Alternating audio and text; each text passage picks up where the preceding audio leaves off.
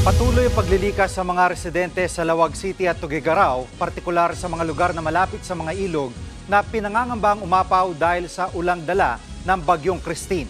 Live mula sa Lawag City, nasa frontline balitang yan, si Brian Castillo. Brian, kumusta ang sitwasyon dyan?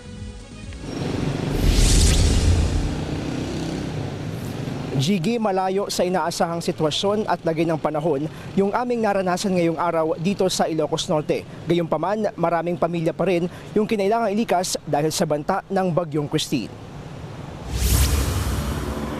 Mistulang ghost town ang Lawag City.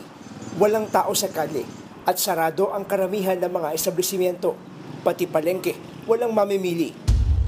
Kagabi, nag-abiso ang lokal na pamahalaan na mas mararamdaman ngayong araw ang epekto ng Bagyong Christine. Pero pabugso-bugso lang ang ulan sa buong maghapon na sinasabayan ng malakas na hangin. We tried to make sure that everything was under control and inshallah, God willing, everything was fine.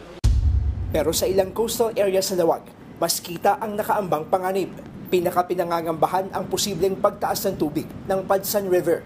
Catch basin kasi ang Lawag, kaya dito bumabagsak ang mga tubig sa mga karatig na lugar. Nasira ang malaking bahagi ng diking ito ng manalasa ang Bagyong Julian noong nakaraang buwan. Ngayon, mahigpit itong binabantayan sa pangambang muling aapaw ang Padsan River kung magpapatuloy ang malakas na buhos ng ulan. Inilikas na kagabi ang nasa 100 pamilya. Si Vermark, isinama rin ang mga alagang aso. Nahawa rin po ako, sir, pag naiwan niya mga yan. Kasi baka malunod pag lumaki yung tubig, parang anak na rin, sir. Sa katabing probinsya, patuloy ang pag-apaw ng Ilog Cagayan matapos ang 2 araw na naranasang pag-ulan. Sa huling tala ng Tuguegarao City Command Center, aabot na ngayon sa 9.5 meters ang level ng tubig sa Bunton Bridge. Inilikas na ang ilang residente malapit sa ilog, pati ang mga nakatira sa mababang lugar.